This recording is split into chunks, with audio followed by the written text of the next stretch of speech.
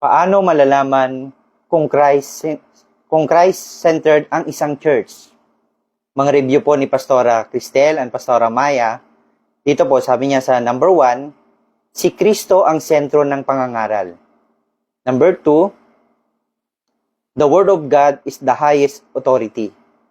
Ayon naman po kay Pastor Maya, sabi niya po rito, may love at truth. Number 4, growth is encouraged. Magandang hapon po sa bawat isa. Welcome po ang bawat isa sa pakikinig at pag-aaral ng salita ng Diyos dito po sa Rhema Pills. So, ang pinag-aaralan po natin ngayon, paano mo malalaman kung Christ-centered ang isang simbahan ng ang church. So, dako po tayo sa number 5. Number 5, sabi niya po rito, ang glory ay palaging sa Diyos. Mababasa po natin dito sa 1 Corinthians chapter 10 verse 31, basahin ko po sa inyo. 1 Corinthians chapter 10 verse 31, ito ang may sasagot ko riyan. Ano man ang inyong gagawin, kumain man o uminom, gawin ninyo ang lahat sa ikapupuri ng Diyos. So malinaw na sinasabi po ni Pablo, kahit sa mga ordinaryong bagay, maliliit na bagay, pagkain at pag-inom, ay dapat gawin para sa ikakawalhati ng Panginoon. Ibig sabihin, sabi ko nga, kahit na maliliit na bagay, palaging sa Diyos lahat ng papuri. So, sa bagay na ito, sa mga pinag-aaralan po natin, paano ba natin mabibigyang linaw kung mga simbahan na ito ay kung si Kristo ba yung nagiging sentro ng mga simbahan po natin, kung Christ-centered ang mga church po natin. So, hindi po ito nakabase sa kasikatan ng isang pastor. Masasabi po natin na Christ-centered ang isang simbahan. Hindi rin po ito sa ganda o laki ng ministry. So, binabanggit po natin, pinag-aaralan po natin dito, ang lahat ng papuri ay laging kay Kristo. Para kay Kristo. Amen po. So, magbibigay po ako ng mga halimbawa. Ayan, sa mga halimbawa po natin. Kasi nga, mga kapatid, napakalaga po nito. Napakalaga po sa mga simbahan po natin, sa mga kinabibilangan po natin, especially sa atin po dito sa Rhema. Mahalaga na ang mga simbahan po natin ay si Jesus Christ ay ang nagiging sentro.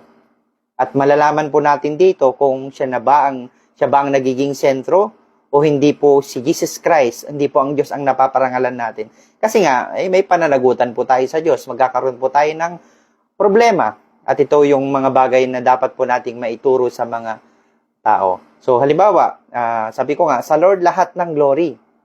Madating yung time sa atin po, madalas, sa mga nakaka-encounter po sa atin, nagbigay po ako ng halimbawa.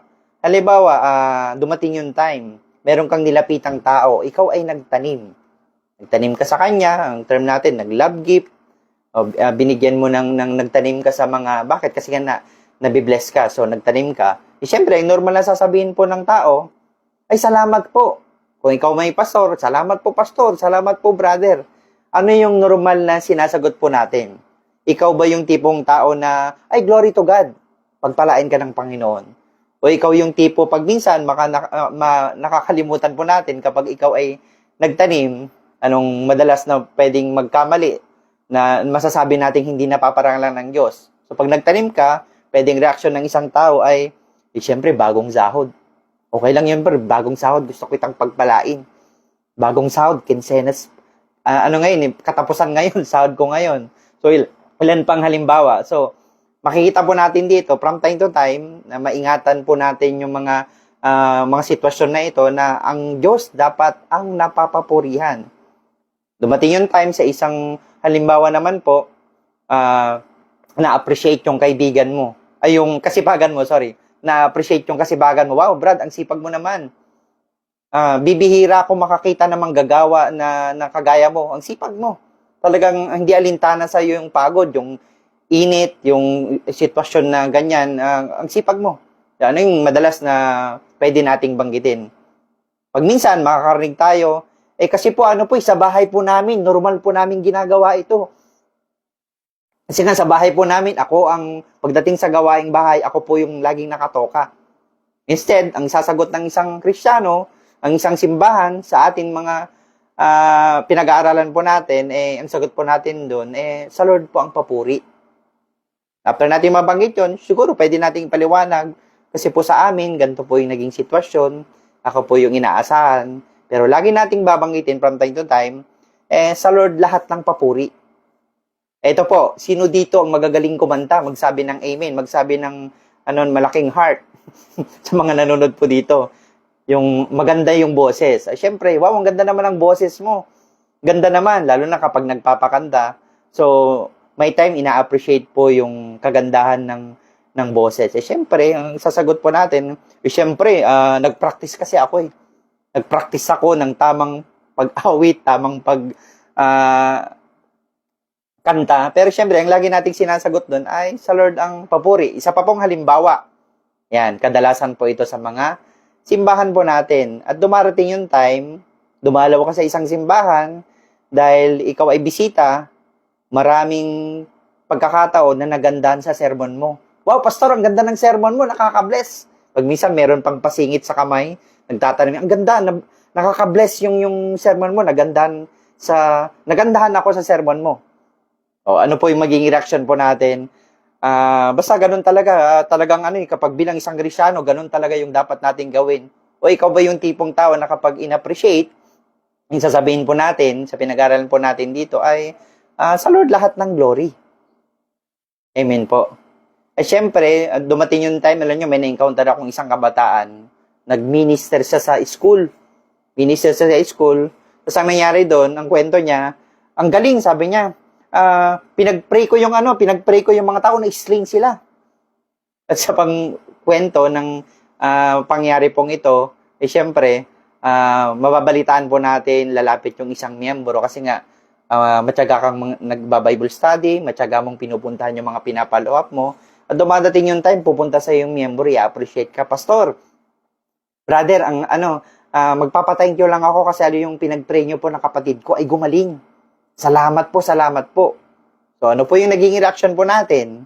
So, isang paalala po sa atin na dito po natin makikita sa mga pinag-aaralan po natin ngayon, kung sino na po ba yung napaparangalan. Kung ang Diyos ba ang nalilip up po natin, or kung tayo po ba. Siyempre, pag lumapit sa'yo, lagi nating babanggitin, glory to God. Gumaling po, glory to God. Sa Diyos po lahat ng papuri. Hindi po, po, Pastor, talagang may mga tao talagang, ang galing ni Pastor, ang galing ni Pastor.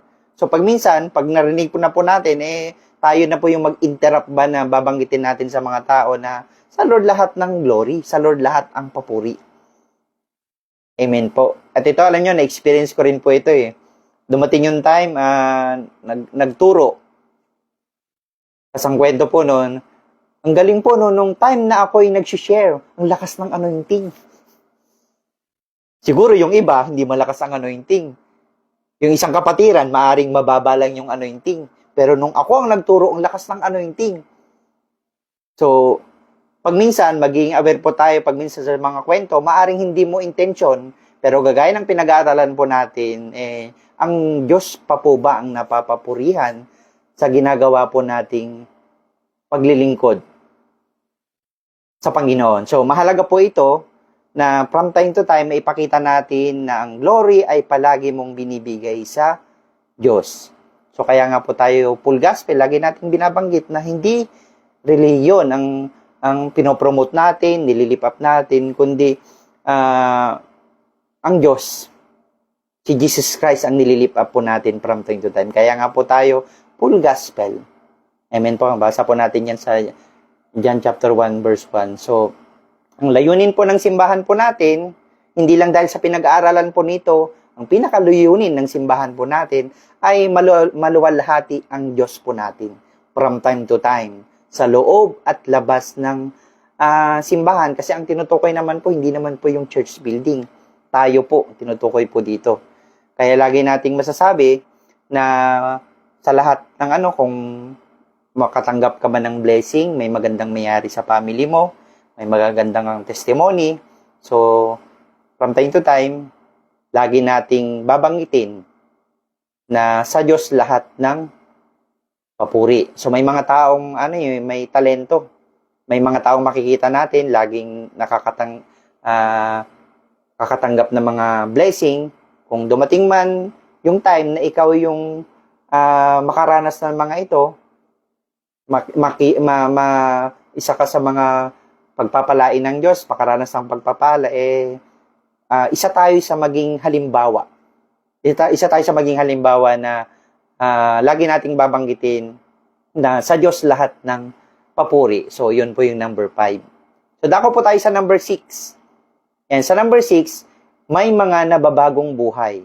Dito sa 2 Corinthians chapter 5 verse 17, sabi niya po rito, ang sino mang na kay Kristo ay isa ng bagong nilalang. Wala na ang dati niyang pagkatao, binago na siya. So, masasabi natin na si Jesus Christ ang nagiging sentro ng simbahan kapag nagkakaroon ng mga tao na nababago. May mga buhay na nababago. Isa sa mga pinakamalinaw na palatandaan na isang Christ-centered ang isang church ay may mga taong, kaya nang binanggit ko, may mga taong nababago ang buhay. So, hindi ibig sabihin po na nabago na yung buhay, nagkaroon na siya ng pagkakarelasyon sa Panginoon, tinanggap na siya, hindi ibig sabihin ay perpekto siya.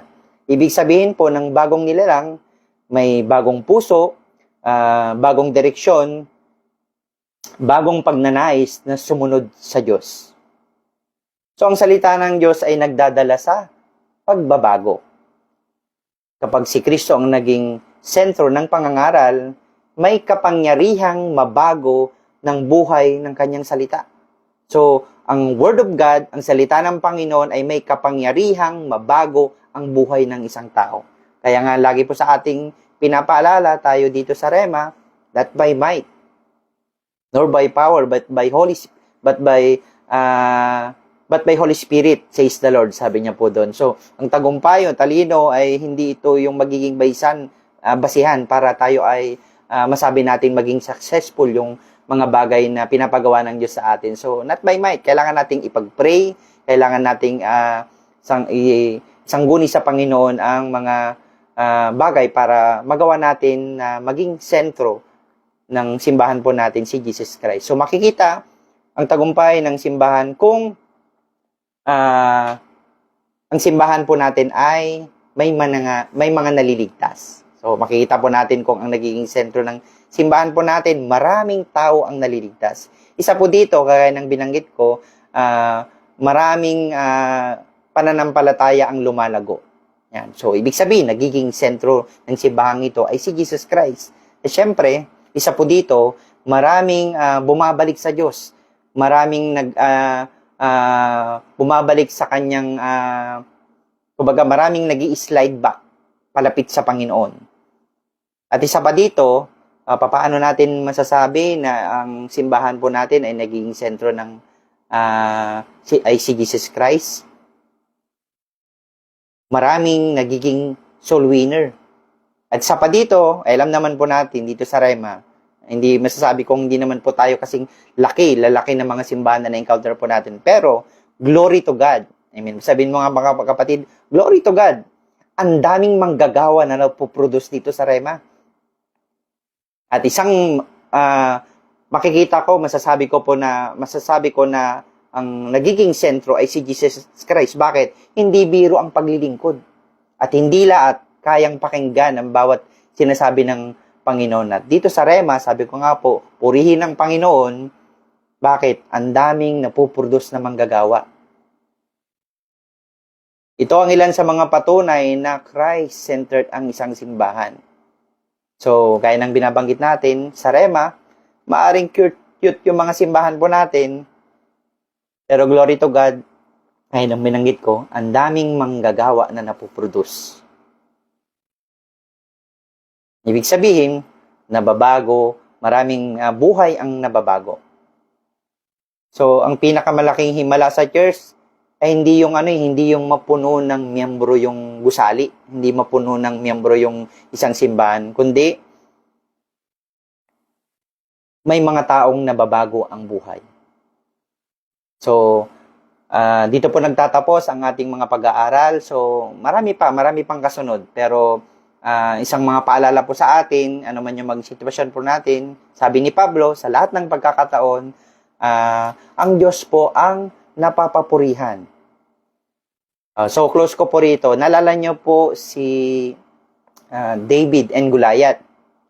Kapag narinig po natin yung kwentong ito, alam natin yung kwento kung paano nagawa ni David na patumbahin si Goliath. Tama po. Pero alam niyo po, no, kung paulit-ulit mong babasahin yung kwento ni David at Goliath, kung paano niya pinatumba, isa sa mga binabanggit ni David po rito, no, sa pagkuklosing po natin, ang sabi niya po rito, ang pakikibaka ay sa Panginoon. Binanggit niya po ito sa 1 Samuel chapter 17 verse 47. Hindi inangkin ni David ang tagumpay para sa kanyang sarili. Ipinakita niya nung time na napagtagumpay niya si natalo niya si Goliath. Ipinakita niya na ang Diyos ang nagbigay ng tagumpay upang makilala ng lahat ang kapangyarihan ng Panginoon. So, kahit kung babasahin po natin, sabi ko, kung pag-aaralan mo, hindi inangkin ni David ang glory. Sinabi niya, ang pakikibaka ay sa Panginoon. Amen po. Last verse ko na po dito sa Exodus chapter 14, verse 17. Sabi niya po rito, no? Verse 17. Patitigasin ko ang puso ng mga Ehipsyo para habulin nila kayo. Pero lilipunin ko ang paraon at ang kanyang mga sundalo, mga ngabayo at mga karwahe. Pansinin po niyo dito. Sa pamamagitan nito, mapaparangalan ako. So, kita po natin, sa lahat ng pagkakataon, ang Diyos po ang mapupurihan sa buhay po natin. So, maaring hindi tayo maging perfecto sa mga simbahan po natin, pero glory to God, may mga teaching, may mga pastor na nagtuturo sa atin, mga pinag-aaralan natin, especially dito sa Rema Peace, kung paano pa natin mas mapabuti yung pinapagawa ng Diyos sa atin, magampanan yung tungkulin natin. At syempre, napakaganda po ng mensahe ng Diyos po ngayong hapon. From time to time, sa buhay po natin, laging ang Diyos ang maparangalan sa buhay po natin. Sabi nga ni Pablo, in everything give thanks. Maaring dumadaan man tayo sa mga sitwasyon na hindi maganda, dumadaan sa mga problema, pero palagi lang nating panghawakan ng mga promises ng Lord. At sa mga pinag-aaralan po natin, may makatulong po sa mga ministry po natin. Sige po, tayo po yumuko at manalangin. Panginoon, nagpapasalamat kami sa hapong ito. Salamat, Panginoon, sa mga salita mo, sa mga paalala mo sa amin, may makatulong sa buhay spiritual namin at upang patuloy, Panginoon God, na maging matibay ang aming pananampalataya, ang aming pagtitiwala sa iyong mga salita. Lord, tulungan mo kami, Panginoon God, na magawa namin yung nais mo, hindi yung nais namin, Panginoon God. Lord, tulungan mo kami, Panginoon, sa lahat ng pagkakataon, sa aspeto ng buhay namin, Panginoon God. Lord, ikaw ang siyang maparangalan, Panginoon God. Ikaw ang siyang makita, ikaw ang siyang maramdaman nila, Panginoon God, sa lahat ng pagkakataon. At salamat, O God, sa kabutihan mo. Salamat, Panginoon God, sa pag-ibig mo sa amin, O God. At ikaw ang lahat ng mapapurihan. Ikaw ang lahat na mag-glorify sa buhay ng bawat isa. Sa buhay ng aming mga pastor, sa mga simbahan, Panginoon God. Lord, ikaw ang siyang itataas namin, Panginoon. Salamat, O God, sa hapong ito. Sa iyo lamang namin binabalik ang papurit pasasalamat. Sa tanging pangalan ni Jesus. Amen. So, purihin po ang Panginoon, pagpalain po ang bawat isa.